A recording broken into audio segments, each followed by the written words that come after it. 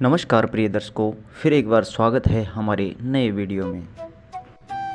प्रिय दर्शकों, आज फिर हम नया वीडियो नई जानकारी लेकर हाजिर हुए हैं। आज की जो कहानी है, आज का जो प्रसंग है वो बड़ा ही ज्ञानवर्धक है। प्रिय दर्शकों, आज की जो कहानी का प्रसंग है उसका नाम है पाप की गठड़ी। पाप हर व्यक्ति करता है, ऐसा ही संसार में कोई भी व्यक्ति नहीं है जो पाप नहीं करता हो। लेकिन पाप की गठड़ी किसके सर पर रखी जाती है? कौन है वह व्यक्ति जिसके सिर पर पाप की पगड़ी रखी जाती है और वो संसार का सबसे बड़ा पापी होता है? आज की कहानी में आप इसको जानेंगे। आज की जो कहानी है बड़ी पावन और पवित्र कहानी है। ऐसा कहा जाता है कि जो भी इंसान इस कहानी को ध्यान लगाकर और मन से सुनता है उसके जीवन से समस्त प्रकार के पाप नष्ट हो जाते हैं, दूर हो जाते हैं।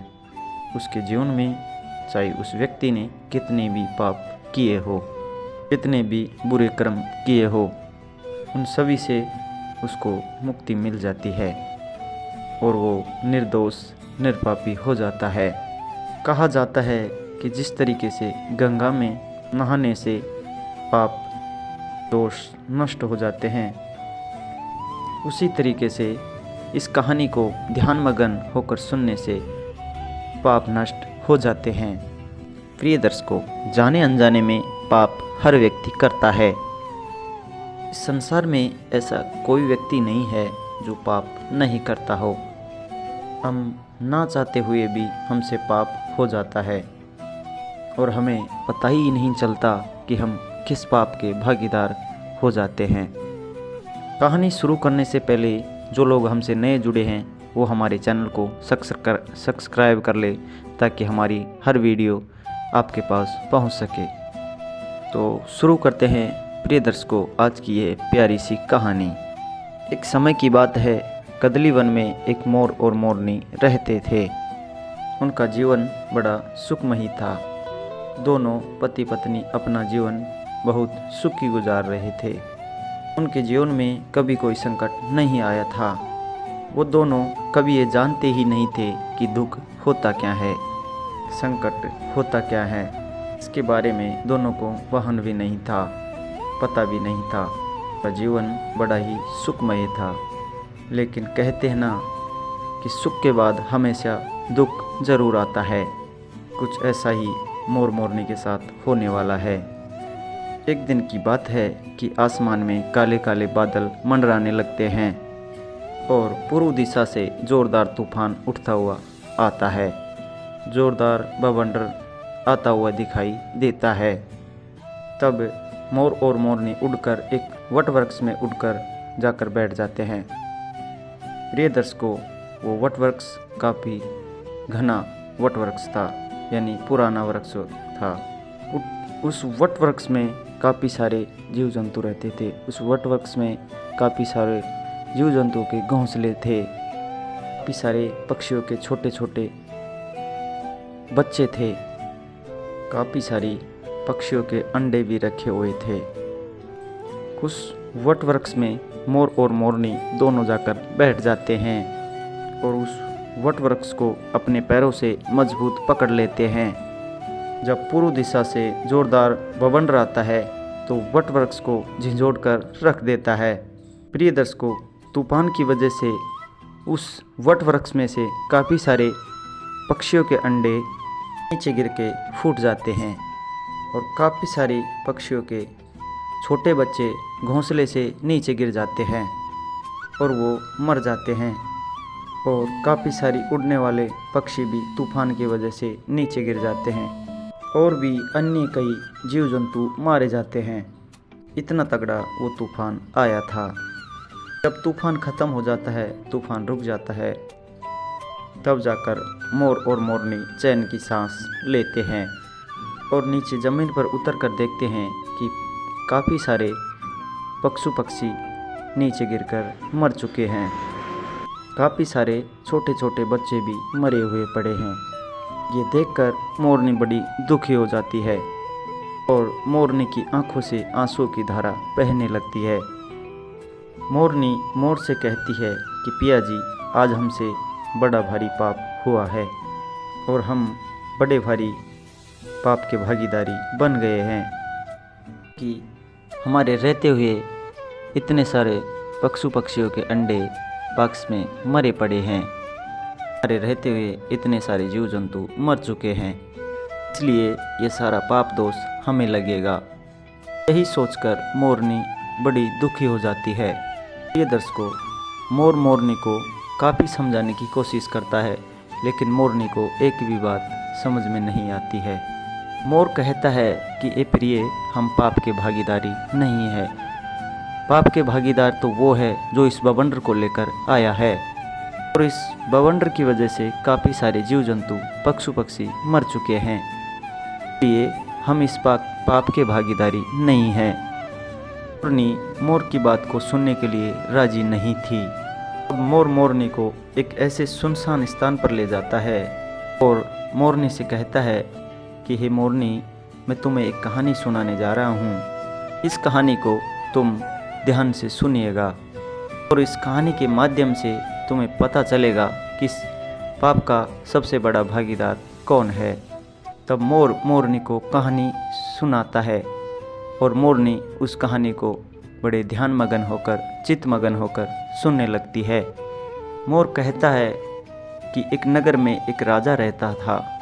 वो राजा बड़ा दयालु प्रवृत्ति का था। वो राजा विचार करता है कि मैं रोज़ 100 अंधे लोगों को खीर का भोजन खिलाया करूँगा। प्रिय दर्शकों, अब वो राजा निर्णय लेता है कि मैं रोज़ 100 अंधे लोगों को खीर का भोजन खिलाया करूँगा। राजा रोज़ 100 अंधे लोगों को खीर का भोजन खिलाता था। उस राजा को काफ़ी दिन निकल जाते हैं। वो राजा रोज़ 100 अंधे लोगों को खीर का भोजन खिलाता था, लेकिन एक दिन की बात है कि जिस दूध से वो राजा खीर बनवाया करता था, उस दूध में एक सांप आ जाता है। सांप उस दूध में मुँह दे करके वो जहर उगल देता है। प्रिय दर्शकों, इस घटना का किसी को पता नहीं था कि इस दूध में सांप ने जहर मिला दिया है। फिर उस दूध की खीर बनाई जाती है और खीर बनाने के बाद उन 100 अंधे लोगों को वो खीर खिलाई दी जाती है। जैसे ही वो 100 लोग खीर खाते हैं तो उनकी मृत्यु हो जाती है, वो लोग ख़त्म हो जाते हैं। जब राजा को ये पता चलता है कि जिन अंधे लोगों को राजा खीर खिलाया करता था, उन लोगों की खीर खाने से मृत्यु हो गई है, तब राजा बड़ा दुखी होता है और राजा आदेश देता है कि इसकी जांच की जाए, ये खीर खाने वाले अंधे लोगों की मृत्यु कैसे हुई है।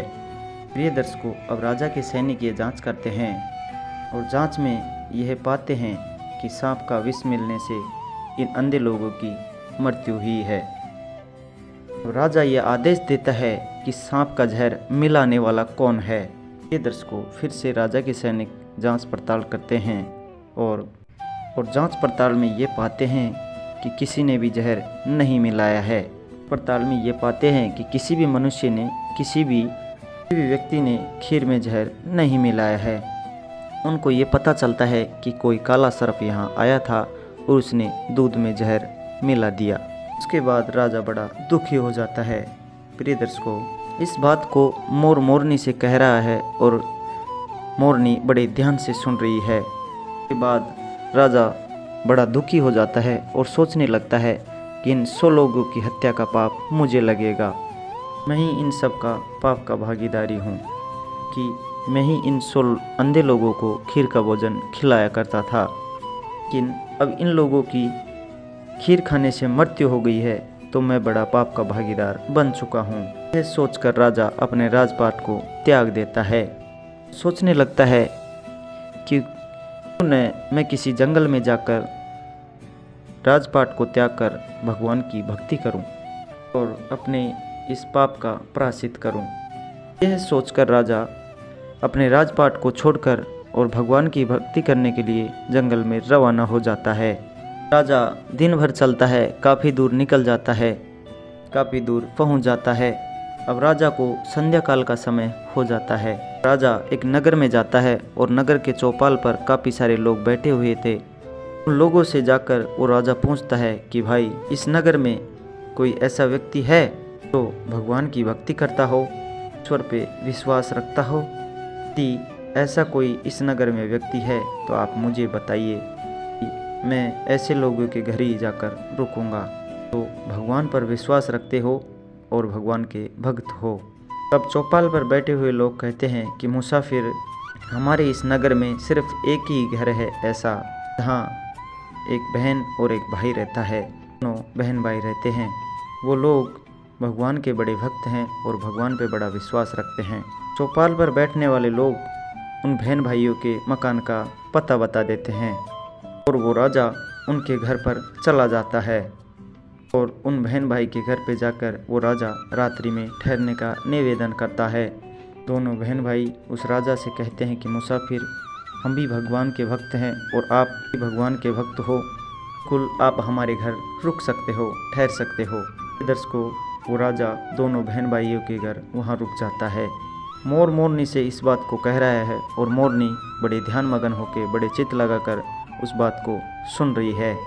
और मोर आगे कहता है कि सुबह का वक्त होता है तो राजा अपने बिस्तर से सुबह उठकर राजा देखता है कि जो उस घर में रहने वाली जो बहन थी वो भगवान के सिर में बैठी हुई है और ध्यान मगन है। लड़की का रोज़ का ये नियम था कि सूर्य उदय होने से पहले वो अपनी पाठ पूजा कर लेती थी। जल्दी भोजन बनाकर अपने भैया को काम करने के लिए भेज देती थी। लेकिन उस दिन वो लड़की काफ़ी समय तक ध्यान में मगन थी। वो लड़की अपनी ध्यान साधना तोड़ने का मन नहीं ले रही थी। काफ़ी समय निकल जाता है, सूर्य सिर पर आ जाता है। तब वो लड़की पूजा से उठती है। वो लड़की पूजा से उठती है तो उसका भाई कहता है कि है ना, आज तुमने पूजा में बड़ा टाइम लगा दिया है, काम पर जाना था और मैं भी काम पर नहीं जा पाया। हमारे घर पर ये मुसाफिर है, ये भी कहीं भोजन करके दूर जाते, लेकिन तुमने अपने पूजा पाठ में बहुत समय लगा दिया है। को वो लड़की अपने भाई से कहती है कि भैया, मैं धर्मराज के दरबार में थी और धर्मराज किसी ऐसे व्यक्ति का फैसला करने वाले थे, उस फैसले को सुनने के लिए मैं काफ़ी लेट हो गई। तब उस लड़की का भाई कहता है कि ऐसा तुमने क्या देख लिया धर्मराज के दरबार में जिसके कारण तुम इतनी लेट हो गई। तब वो लड़की कहती है कि भैया, एक नगर का राजा था और वो 100 अंधे लोगों को खीर खिलाया करता था। वो खीर बनाने वाले दूध में एक दिन एक काले सांप ने अपना जहर उगल दिया, विष मिला दिया और जब उस दूध की खीर बनी तो उन 100 अंधे लोगों ने खीर को ग्रहण किया तो उन 100 अंधे लोगों की मृत्यु हो गई।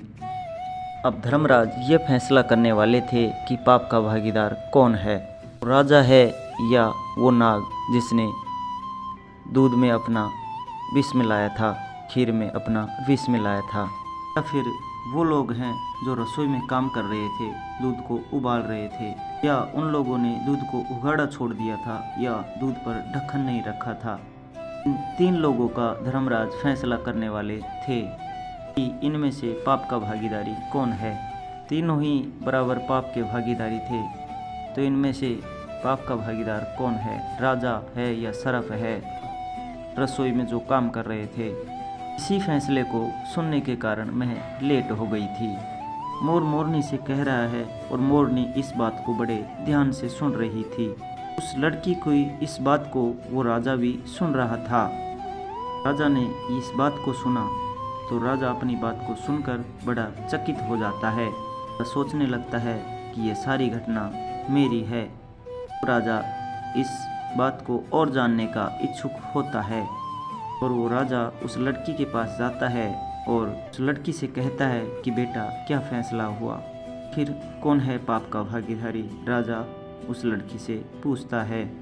वो लड़की कहती है कि आज कोई फैसला नहीं हो पाया, कल होगा इसका फैसला और कल पता चलेगा कि इसका पाप का भागीदार कौन है। दर्शकों, अब वो राजा उन दोनों बहन भाइयों से कहता है, क्या मैं एक दिन और आपके घर रुक सकता हूँ? इस बात को सुनकर दोनों बहन भाई हंसी खुशी उस राजा को रुकने के लिए कह देते हैं, मुसाफिर आप हमारे मेहमान हैं, जितने दिन चाहे उतने दिन हमारे घर रुक सकते हैं।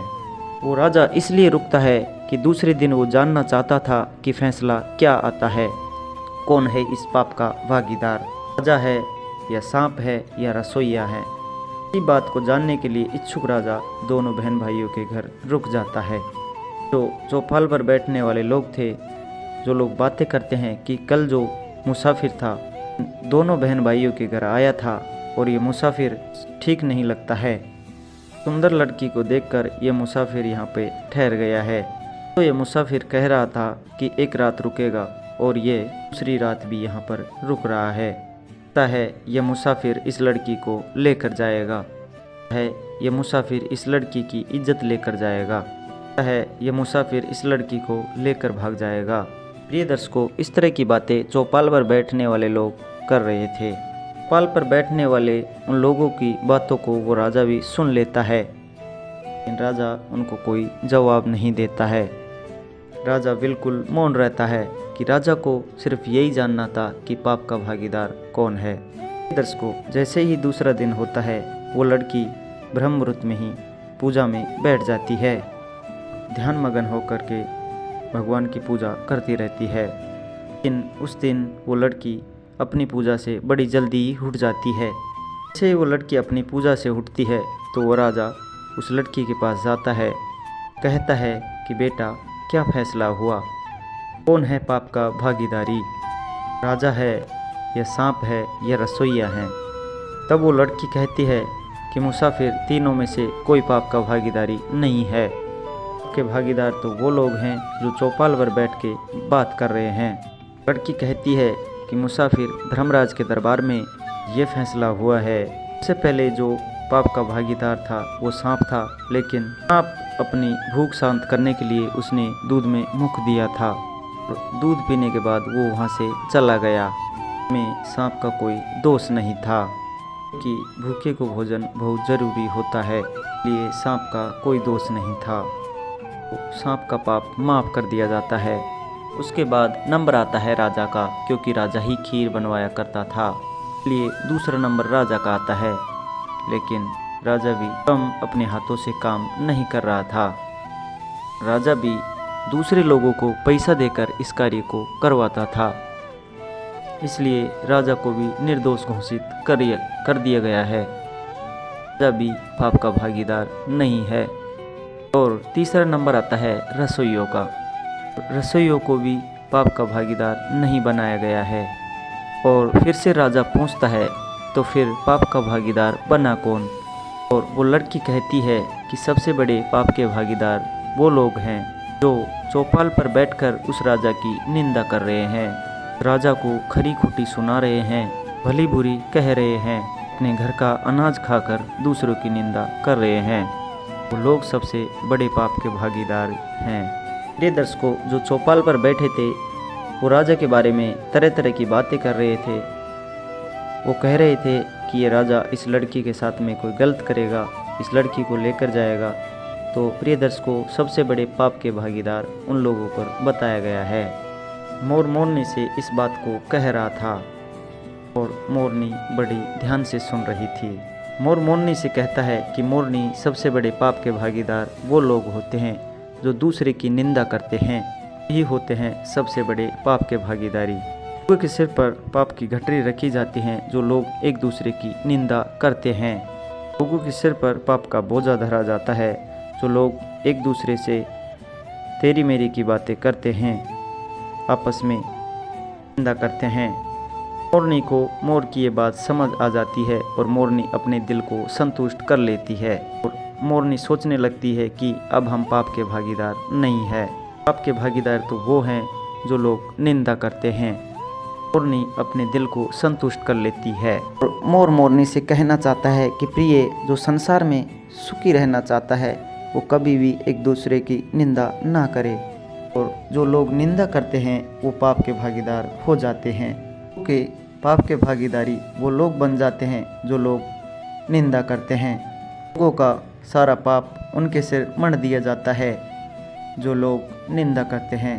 लोग एक दूसरे की खुशी को देखकर दुखी हो जाते हैं और उनकी निंदा करने लगते हैं, उनको हमेशा नीचा दिखाने की कोशिश करते हैं। वही लोग सबसे बड़े पाप के भागीदारी होते हैं। प्रिय दर्शकों, ये कहानी यहीं पर ख़त्म होती है और हम आशा करती हैं कि आप लोग कभी किसी की निंदा ना करें। धन्यवाद। तो दोस्तों, आपको हमारा वीडियो अच्छा लगे तो लाइक शेयर कमेंट करके ज़रूर बताएं। मिलते हैं अगले वीडियो में।